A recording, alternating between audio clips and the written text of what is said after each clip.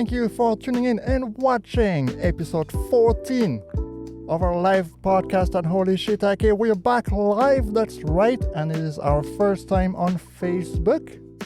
This is pretty great. As usual, I am joined today by Jay. Hello, Jay. How's it going? Hello, Flo. How are you today? I'm pretty good. Pretty excited for our first live in a couple of months now. Mm-hmm. It's been a while. It's been quite a long time. It's been a long time. A lot of stuff happening, but we've been working on a lot of new things, and this is one of those. We decided to move away from the Twitch platform where it just wasn't working very well for us, and we've moved here to Facebook. Hopefully, we'll be more accessible to you guys, our viewers. Thanks for being here. All right, Jenny. Oh, by the way, I forgot. If you prefer watching this like on the audio form, I know some people like that better. You can find us on Spotify, iTunes, and all those places. Just look for Holy Shiitake. You will find us. This video will also be available on YouTube in a couple of days. And yeah, okay, all right. So what are we talking about today, Jenny? All right, Flo. Today we're going to talk about my experience moving to Japan for the first time. So you moved to Japan. When did you move to Japan? I moved to Japan, if I remember, oh God, that was like quite a long time now. If I remember, that was back in 2015. Yes, 2015. 2000. So that's like 5 years? Yeah, about 5 years now, but it feels like 6 years and probably more than that. I feel, yeah. I've been in Canada for 14 years, and it feels longer than that sometimes. 14 years. Yeah, wow. Man. Some days I'm like, what? I've been here for 2 years, and some days I'm like, I've been here forever. Wow. So you moved from what country? So I moved from France. I used to live in Paris, and decided to move to Canada about 14 years ago. Wow, that was quite a long time ago. That was a while ago. But anyway, I'm pretty sure moving to Japan is kind of a challenge in itself. And it's a big challenge, yes. It is a big challenge, I'm sure. And today we kind of wanted to share with our viewers and audience on the page kind of what it's like to basically leave everything behind and start again in the new country. So how about just exactly tell us about it? What made you move, and what was your experience with that? Yeah. So again, a while ago, I mentioned that I had 3 stages in my life moving to Japan. The first stage was the Japanese dream. I called it the Japanese dream because, like the American dream, everybody or a lot of people really dream about living in Japan, or at least seeing a moment of their life being in Japan, traveling in Japan, experiencing what it's really like in this country, probably because a lot of people were inspired by movies, by Japanese culture, or even anime, which is the most popular reason, right? Right. It is a pretty popular reason. I know that's how I kind of got into Japanese culture as well. Was because of anime and video games. Yeah, I agree with you, because when I was a child, probably when I was 9, I was inspired by 2 of the most famous anime in the Philippines, and that was Dragon Ball and Sailor Moon. I remember so well. That really inspired me. Everybody from our generation will be able to relate to that, probably. Yes, the 90s generation. Right. So Flo and I are part of the 90s kids, and watching these 2 anime back in the Philippines really inspired me and got me curious about what's it like to be in Japan. And then I started drawing anime. I started learning hiragana and katakana with my sister Cloves. And that's how the Japanese dream developed. Nice. Yeah. And then as time went by, of course, the normal life and I started working in the usual jobs in the Philippines. Unfortunately, I really didn't make it in the corporate life in the Philippines. And sadly, oftentimes I lost my job because of the incompetency, is that word? Being incompetent. Well, Right. not me being incompetent, but most most companies in the Philippines are not really successful, and that really affected a lot of employees in the Philippines. Mm. And I was part of it. And there really came a time where I was jobless for 8 straight months, and I got really depressed. Wow. And then to relate this to my Japanese dream, my sister actually suggested me, why not teach online English to Koreans or Japanese people? And at first, having this pride and ego, I was like, I didn't graduate just to teach English online. Right. And then, I tried to apply online to my dream job, which was originally to become a graphic designer. Unfortunately, graphic designing at that time wasn't really big in the Philippines. Mm. And although I did get to some companies, the small companies really didn't work. Right. So again, I lost the job and I got depressed again. And my sister reminded me of that. I don't know why, but she just kept on suggesting that. And she was like, well, you're jobless now. You need to go get something. And I think your English is good. Why don't you start teaching online? And that's what I did. And at first, my online students were Korean. It started with a small company in Korea, Right. I was I and was I was gonna say you started with like you started doing that through a company, right? You didn't do it like freelance or anything. yeah, I started with a company, Right. a very small company. Although I didn't really have good experiences teaching Korean students, probably because of the culture barrier and sometimes language barrier. Right. And also, the company was really small and it was just, beginning. So I didn't really pursue that. And then I moved to a Japanese online teaching company, Right. which was located here in the Philippines, specifically in Makati. And in the Philippines, Makati is one of the biggest corporate business areas in the Philippines.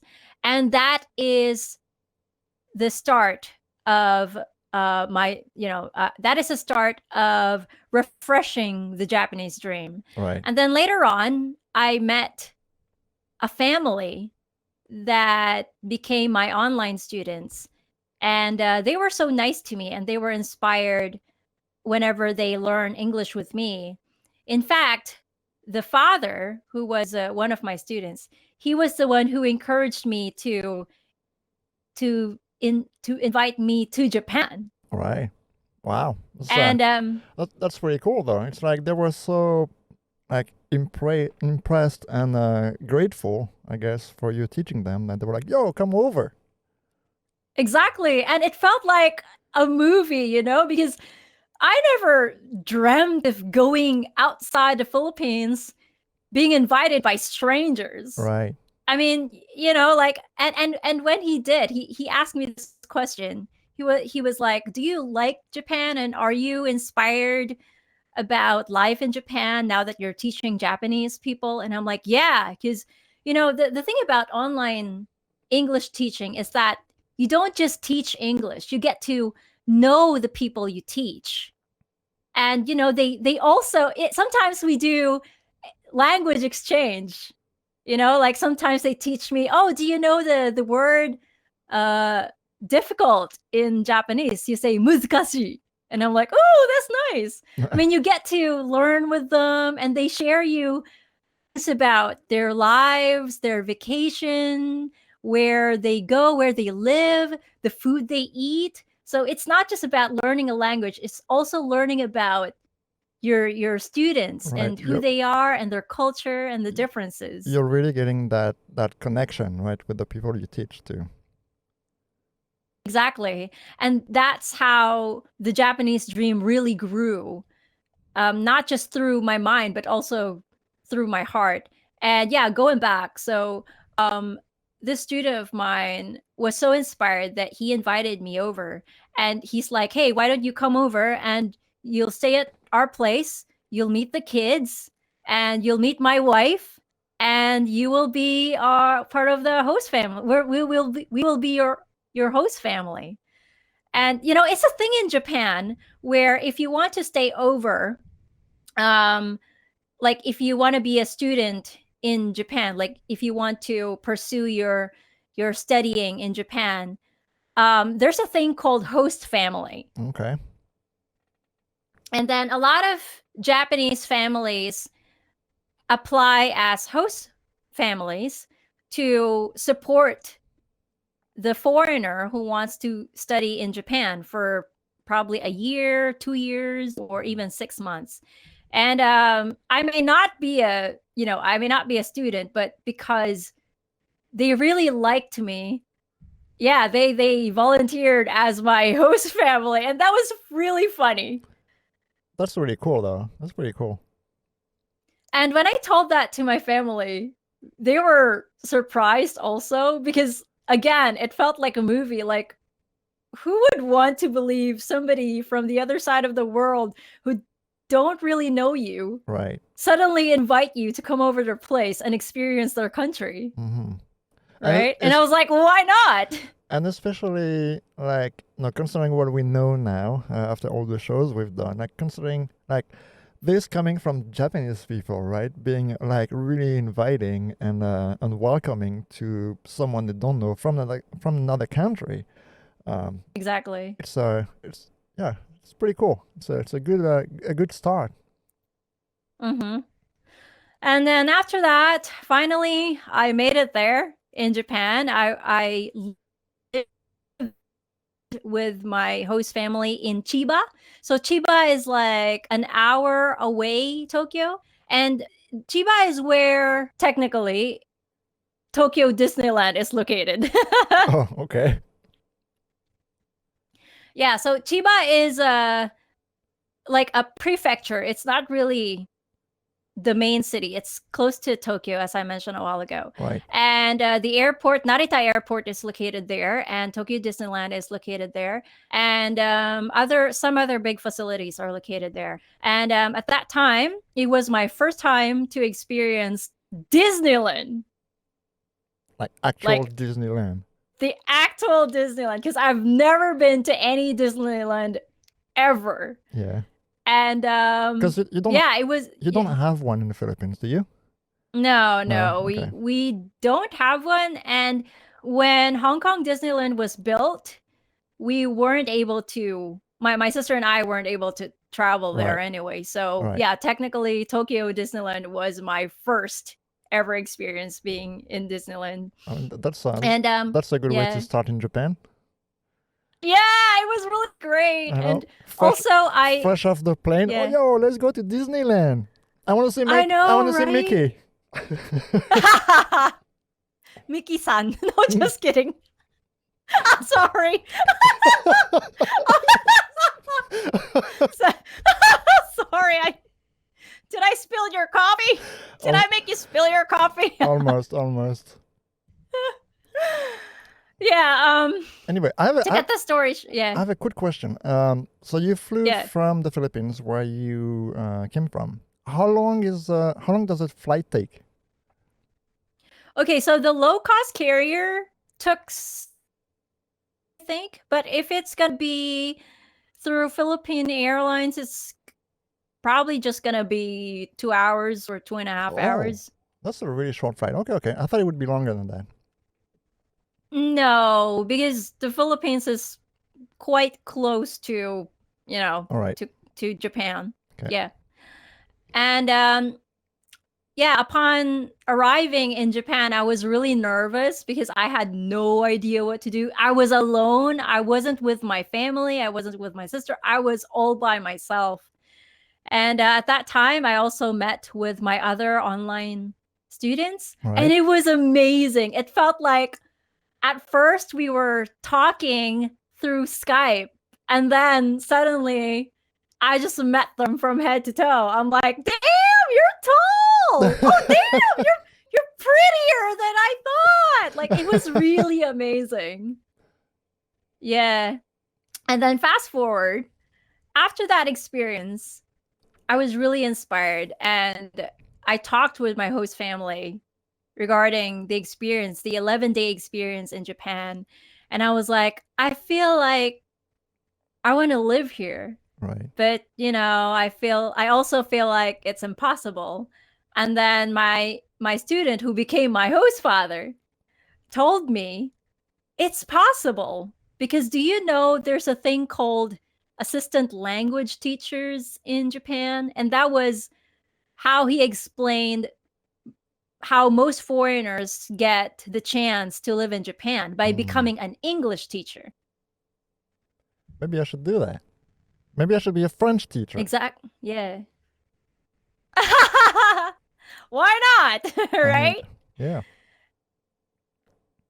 So yeah, after a year of struggling, after a year of what do you call that? Applying online, I finally got the job. But again, it wasn't really easy.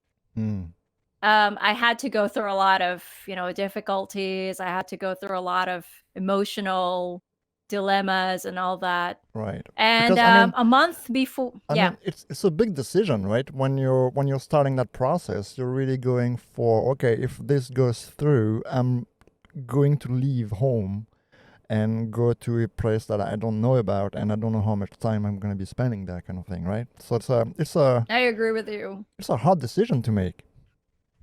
It's a very hard decision because, first of all, I grew up with my family for 30 years. Right. Yeah, I'm more than 30 now. Although I look like I'm 15, but well. Moving to another country for the first time in 30 years was really difficult for me because, again, there were a lot of things to consider. Number one is the language barrier. Right.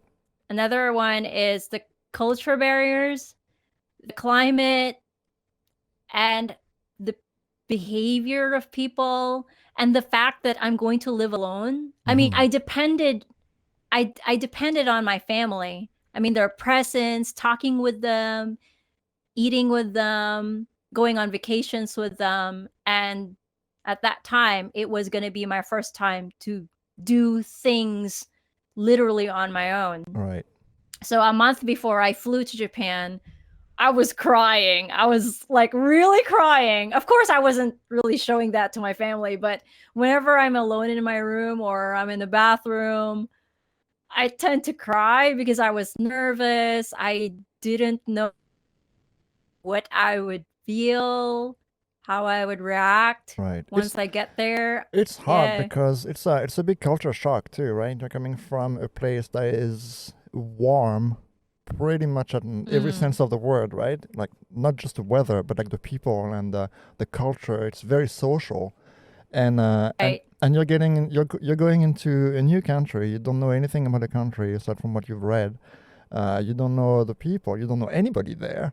You're starting from scratch. You're all by yourself. It's hard. It's really difficult to do. Yeah.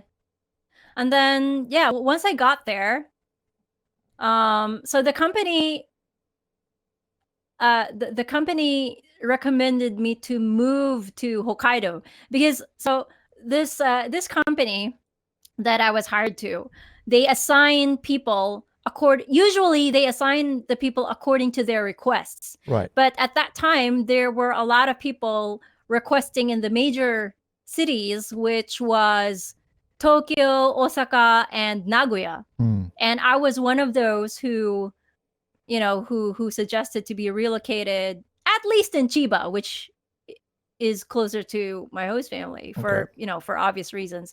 Unfortunately, there were already a lot of teachers hired in that area, and there was no more slot for me at that time. So the company called me, and they told me, okay, Jennifer, you're going to be hired in Hokkaido. And I'm like, what? Talk, Because guys, Hokkaido is like talk about the coldest area in the Philippines, in Japan. Sorry, I was gonna say, it's the coldest area in Japan. talk about a shock. And Just me living for 30 years in a at least 30-degree temperature, tropical country, humid, by the way. I was really shocked because I had no idea how I would survive in Hokkaido. And I told the company manager, I was like, is there any way I can just be relocated in Tiba? Because I'm from the Philippines. You should understand that. Being entitled. And this guy was like, okay, well, if you don't want to accept the job, then we're just going to look for another one who will accept the job. And I'm like, okay, let's go to Hokkaido. All right. Okay, I'm ready. I really am. Okay, let's go. What do we do? Well, I wanted to, I wanted to achieve the dream. So I had no choice but to take it. Now, there you go. I finally flew there. And it was, it was back in March 2015. And at that time, winter was really, really tough. It was March 2015. March. You can imagine March is like the time of spring, right? What it should be the time of spring. Right? You can imagine the snow is melting, flowers are kind of blooming, but not in full bloom, but it's starting to bloom and the trees are, becoming green. But guess what? It's not like that in Hokkaido. How is it in Hokkaido?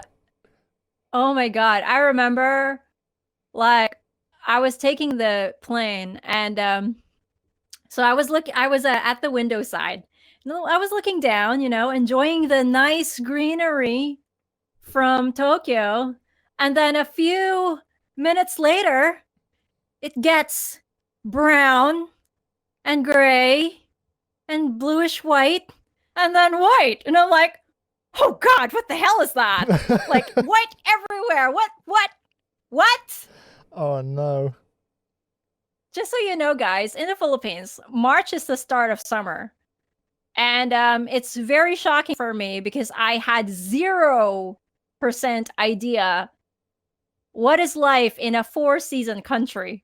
So seeing those snowy mountains from the plane, I was like, oh God, I think I'm going to meet Mr. Freeze. Or Santa Claus, Yeah. So the plane just landed. And well, I'm kind of equipped because I bought a tough winter coat from the Philippines, and I wore my gloves. And being Filipino, I wore 3 layers of clothes inside, plus my winter coat, and just 1 layer of leather gloves. I think that was fine. I was able to deal with it. Right. And to be fair, when I got on the bus, I was being like a first timer tourist. Mm-hmm. And upon seeing the snow for the first time in my life, that is not from the movies, I was like, damn, look at those snow. I was like, damn, I couldn't, I couldn't just stay in my seat. I stood up and walked everywhere and took pictures and took videos, and the people around me was just staring at me like, okay, definitely a foreigner. Okay, somebody who's seen snow for, okay, all right. I'm feeling embarrassed for this woman, but I don't care. I'm just gonna sleep in the corner. I don't care. I'm not seeing her. And I was like, damn, oh God, wow, is this, oh my God, this is amazing. And I was like doing that for the entire 2 hours. That's funny. Yeah, by the way, that was my second stage, which was my honeymoon stage. Mm-hmm. My arriving in Japan, the honeymoon stage. And of course, the first few months was really exciting because it feels like a dream, but not sleeping. You're actually awake. Your eyes are wide open, and you know that it's not a dream, Right. because you're on your own And yeah, I know. I feel a little embarrassed for this, but upon getting outside the bus, I was like, "Snow, snow!" And I was really touching the snow, and I didn't care what the people think of me. I was like, "Oh my god, I've never seen this in my entire life." And yeah, and in my first 2 months, I was really enjoying everything because it was also my first time owning my own car. And yeah, that car of mine is called a K car. So K cars are usually the tiny city cars in Mm-hmm. Japan. And I think we have a picture of Yeah. that, Florent. Yeah. Let's show your car.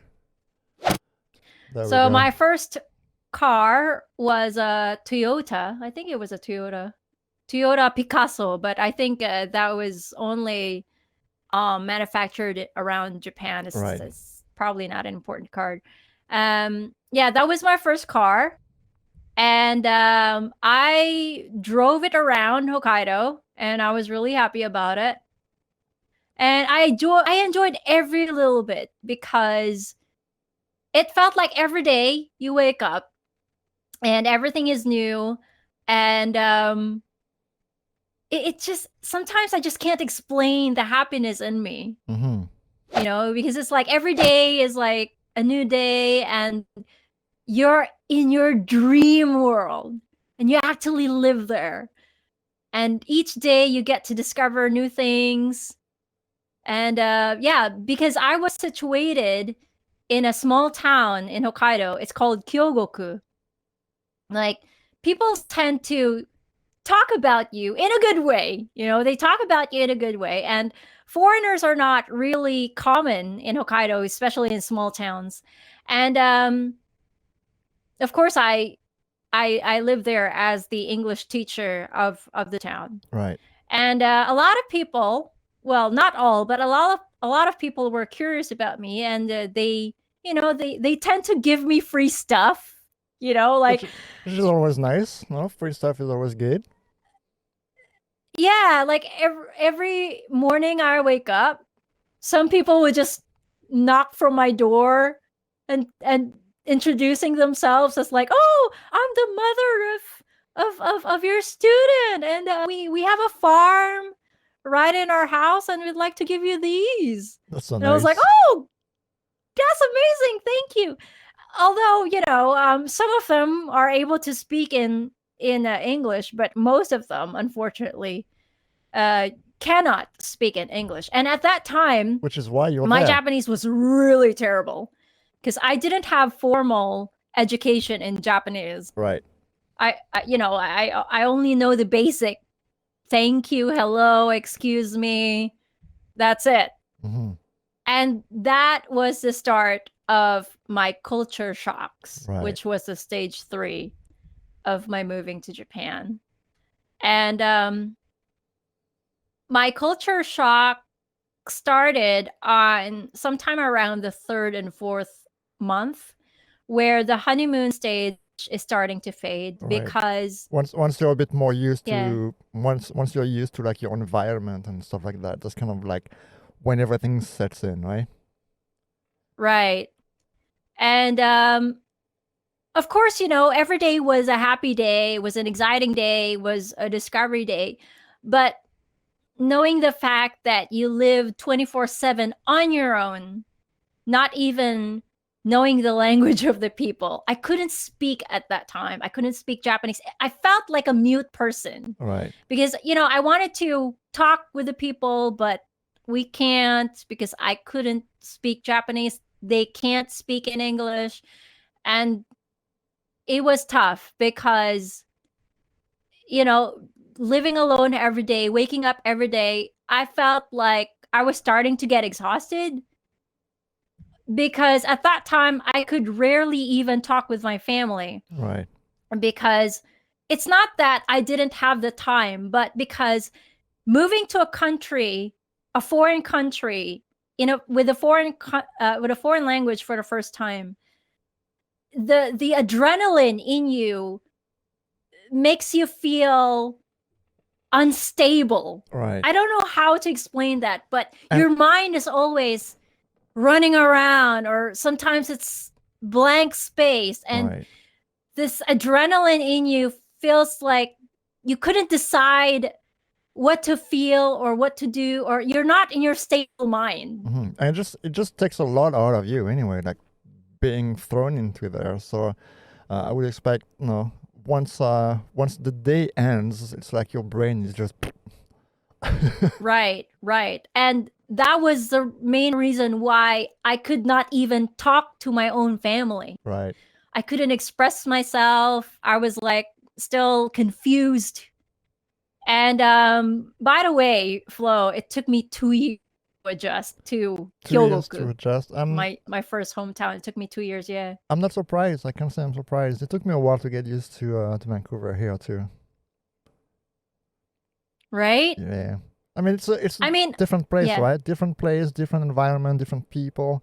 Like, to be fair, here in Vancouver is not that much different than how it is in Europe. So like, the Hmm. the adapting, like, it didn't take me too much to adapt. I also didn't have the language barrier because everybody speaks Right. English or French here, so it wasn't too bad.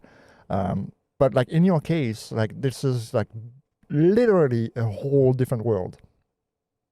Exactly. Especially that I was located in a remote countryside. Yeah, Kyogoku, by the way, tell us. is a huge area in Hokkaido, Right. and there are only 3,000 people living in that place. So can you imagine how It's remote like it is? 3,000 people for that huge, like, physical geographical area there. Tell us about that, because you used to live in the Philippines. You used to live in a more like city place kind of thing, right? It was like a lot busier, a lot more Right. people. How, like, what was the difference? What was the big change for you going from there and going to that place that was basically really, I don't want to say empty, but almost. Mm-hmm. First, I like to share the photo of the view from my apartment. So, and of course, let's share what my apartment looked like. All right, let's show your apartment first. Yeah. So, luckily, I was assigned to this little, well, it's not little, it's a big, nice yellow apartment. And it looks really nice. And I was really amazed because A big yellow. I've never lived in an apartment ever in my life for 30 years. Mm-hmm. So it was my first time. And it was located in a quite remote area where you can see a mountain called Mount Yote. And Mount Yote is like the Mount Fuji of Hokkaido. All right. And from there, right, from there, I could see the mountain from my apartment window. Mm-hmm. So we also have a photo of that. And somehow that made me feel not alone in a way, because I'm kind of what do you call that person who's not really used to a claustrophobic? There you go. Right. I'm kind of claustrophobic. The apartment that I was assigned to has a very tiny space, about probably 28 to 30 square meters Right. for the whole thing. It's yeah. And It's basically like right. a one room kind of thing, right? Yeah, it's like a It's like a studio, yeah. studio room. It is a big apartment, but it has 18 tenants in there. Hmm. So yeah, we're all 18. So you can imagine how small the room is. And the window gave me the feeling of at least somehow I can breathe in that room. Right. That's a nice view to have there. Yeah. That's a It's a really very nice view. nice view. And I've seen the mountain, like all the four seasons of the entire place. But yeah, going back, for me it was 180 degrees turn from the city life to the countryside, because I lived in the city for 30 years, and then suddenly bam, Right. I have to live to a remote area where nobody speaks my language, nobody acts like me. And although we're all Asians, just so you know, guys, Japanese people are not really open to foreigners, whether you're Asian or whatever color you are. They're just not used to that. Mm-hmm. So everything to me is something we kind of have touched on previous episodes. If you guys want to check that out on our YouTube channel, we'll leave the links in the description. Yeah. And it took me quite a while to adjust. And there was really a time I got really depressed because even my coworkers don't talk to me. Mm-hmm. Can you imagine that? Because of the language barrier. I couldn't speak fluent Japanese at that time. All I could do was just listen to them. Right. And just say, hey, so this. That's it. That's all I can say. It's pretty hard. And they didn't talk to me, not because they didn't like me. It's just that they didn't know how to interact with me. And can you imagine doing this for 4 years? Not 24/7, but every day at work for 4 years. People are not talking to me. That's hard. That was tough. I bet. And there was even a time I was like overwhelmed about it. I was worn out that every time we have school breaks or like, whenever I have a free time, I had to run outside of school, get into my car and just cry in there. I bet.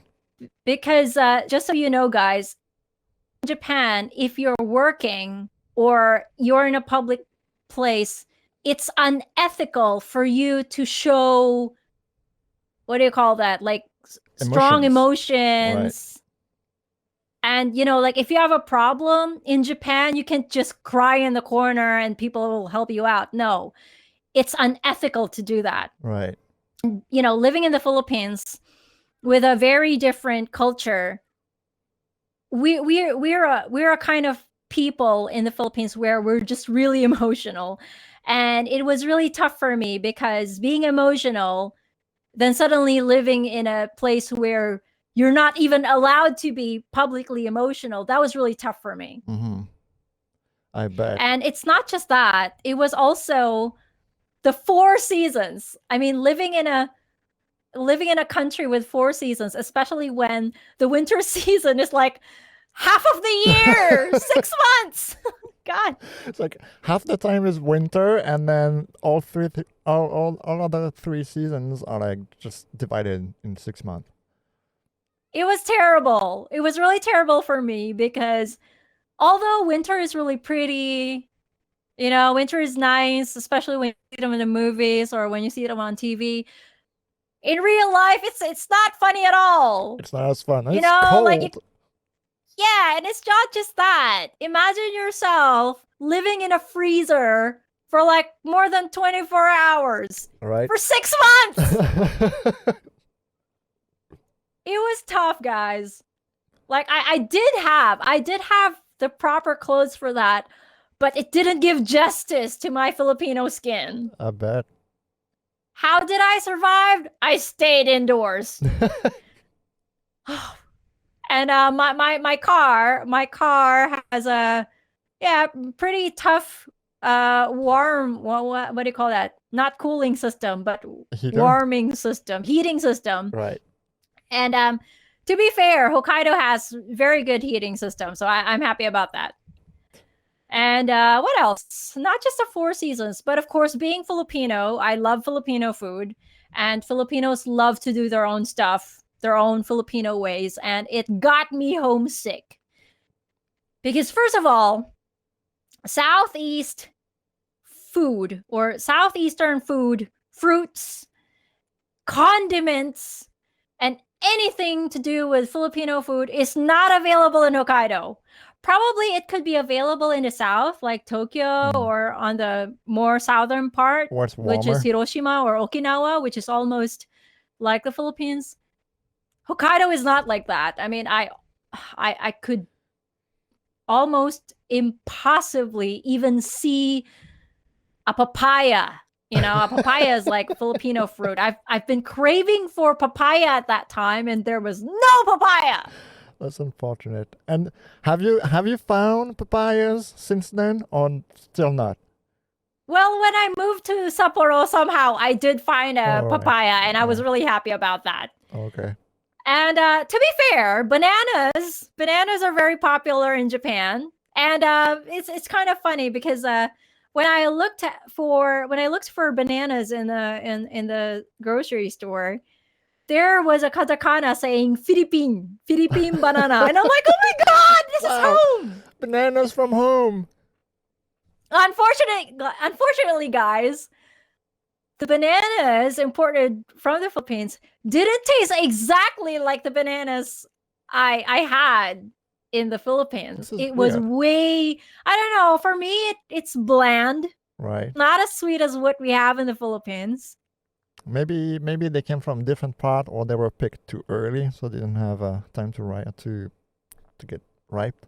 Well, there are Japanese standards where, everything must be clean, everything must be perfectly yellow, no spots, no brown spots, but Japan doesn't know that the best tasting bananas have the most number of brown spots in the Right. banana, but they don't like that. So, Right.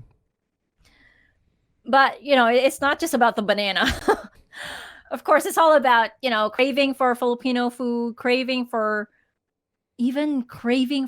hearing somebody Right. talk in Tagalog. Just something familiar. Exactly. And although some people would say, "Oh, you're fine. You're fluent with your English. You're fluent with your English." I may be fluent in English, but this is my second language. It's not my native language. And although I do speak English in my country in the Philippines, Right. I don't usually use it with the people around me, with my family, with my friends. I speak Tagalog. Hmm. To give you an example, nagtagalog ako like that. And Sorry. I need to hear that it sometimes. gets it gets me every time. At I'm least one sorry. a month. Just for a month. What? It gets me every time. Every time I hear you speaking Tagalog, I don't know. It's funny. It's interesting. What? Nakakatawa. Good go. That means, is it funny? But yeah. Um Again, it took me 2 years to be able to adjust, got Mm. used to the culture, got used to being alone. And of course I enjoy my life here in Japan. I really do. I enjoy my job. I love living here. It's just that every now and then I still tend to have culture shocks. Right. That's why I consider it as my third stage, because in my opinion, being proudly Filipino here, Mm. I may have moved here and may definitely permanently move here because I'm engaged to a Japanese guy. All right. But that doesn't, that doesn't state the fact that I'm not anymore Filipino. I still am. Mm-hmm. And I will always tend to have culture shocks every now and then, because just because you move here in a different country and just because you got used to everything, almost everything here, doesn't mean that you don't want to go back and reminisce who you really are, Right. and embrace your own culture, your own language, your own food. I still cook Filipino food until now. I still listen and watch Filipino shows, which is funny because I never did back in the Philippines. Maybe that's what evolves you when you start moving to a different country. You start missing what you have back in your country. I don't know. Maybe I know I don't necessarily have that kind of feeling personally. Maybe it's being Filipino, I guess. Maybe I don't know. Like I don't really cook French food. I mean, to be fair, I never really have, and I don't watch shows in French because I don't know. It just feels weird to me. Every time I hear French, it just feels weird to me. But then again, I've been living here for so long. Maybe that's why. I don't know. Wow. 14 years, I can't even imagine that. Hey, who knows? Maybe you'll get there. I mean, looks like you will. Okay, so before we end, I'd just like to share you guys some photos of how I started here in Japan. Right. And let's show my first photo about Kyogoku. So there's a photo of me posing in a peace sign, trying to be Japanese, but I'm not really Japanese. Trying to be Japanese. I will try, but I will never be You're at funny. all. You're funny. Ken Uh, in the chat says that he does the of me same. posing in a peace sign. And from afar is Mount Yote, and it looks exactly, well, to me it feels like Mount Fuji. And I was really amazed when I saw this for the first time, because I've never lived in a place where, you know, there would be a mountain from afar and I would be like seeing that for the rest of my life in 4 years. Right. And yeah, I also like to share a photo of Mount Yote in winter. And this photo was taken from my window. I woke up on that day and I was amazed by the beauty of. The one from your window. Oh, what do you think about this mountain floor? That's actually pretty cool. Like, I don't know. Like, Right? seeing that every morning when you wake up, that must be pretty amazing. Like, Yeah, it is. It I is. would never get tired of it. Me too. Like, to me, that was my scapegoat. Mm-hmm. And okay, believe it or not, when I didn't have friends back then, I talked to the mountain. You talk to the mountain. That's okay. I talked to the mountain. No. And the crows. There were not a lot of birds, but there were a lot of crows. I don't know why. Now, did the mountain reply? If it did, I'd be really damn scared. All right. Nice. Yeah, I also want to show like a, what do you call that? A panoramic view of Mount Yote Yeah. in winter. And this is where, yeah, this is like a view coming from a few steps from outside my apartment, and Right. there's a river over there. It never freezes, by the way. It's always like that, even during Even though winter. it's so cold, it never freezes. Do we have? Yeah, here we go. I have one with the river. No, I mean it never turns into ice. That's what I meant. That's crazy considering how cold it is. I know, right? I don't know. I'm not into science, but I don't know the science of that, the explanation for that. But it never becomes ice.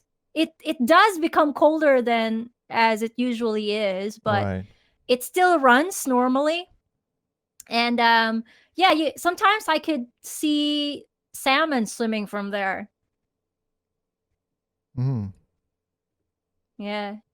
And then, of course, being in a wintry place, my sister suggested, why don't you do a snow angel? A snow angel. And so I did. You have to do a snow angel. I had to do the snow angel thing. And it felt good because that was kind of weird because I was in a park at that time. And I didn't have friends again at that time. And it was on a cold, sunny day of December. And I was like, okay, nobody's looking at me. Only me. Okay, I'm gonna do this on my own. All right, yay! Oh my god, this is amazing. That's funny. That could be my first, and at that time, it could be my first and last. I would probably do that when I move with Shingo. Maybe next year. You know, we do have snow here, and I've been living here for so long, but I have never done a snow angel. You have to do it. I guess I'll have to do it next winter. And yeah, once you do it, you have to film yourself. Yeah. Someone in the chat, someone in the chat, remind me when winter comes around. Do a snow angel. Oh god. Or something like that. I would definitely be. I would definitely be doing that. Right. Oh god. All right, and that's it for today's topic. There's yeah, that's pretty much it. That's really that's a life-changing situation to be in, really. Moving from Mm-hmm. your own home country and going somewhere completely different, where you don't know anybody, where you don't know the country, you're not super familiar with the culture. That's a really, really big step to take. And so far, you've been doing pretty good. I am. I mean, I have to admit, it's not always a happy place. It's not always a happy time. As we all know, life is like a roller coaster. Sometimes Right. you're in your dramatic area, you're in your dramatic period, but Mm-hmm. sometimes also you're doing great. But for those who want to, for those who are planning to move to Japan, um, here are some tips that I want to tell you guys. First of all, you need to be prepared with the lifestyle and the culture of the people around here. If you are a bubbly person, don't expect people to be bubbly back with you. You know Right. what I mean? Right. Um, and the more foreign you are, maybe you're gonna be lucky if you're located in the city, but of course, in your first few days, people are going to be excited to meet you. Mm-hmm. But if you get to stay there longer, the more people will be a little, I don't know, not used to being with you anymore. They're like, you're still here. I mean, I don't know, how to explain it, but What? You're still here? You haven't given up yet? you're still here. Where are you leaving? I mean, it's case by case. It really depends. Mm. I would say they would really appreciate you if you try to embrace their culture. Don't act like, oh, I'm a foreigner. This is how I am, so you need to accept me. No, it should be the other way Right. around. Right.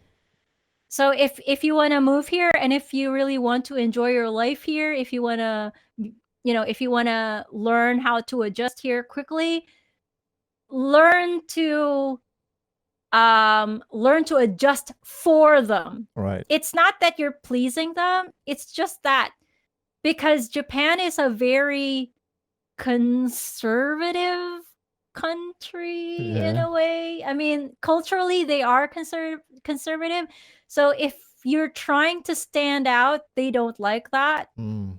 And you will not really be able to adjust well because that's what I did. Right. Like at first I showed who I was.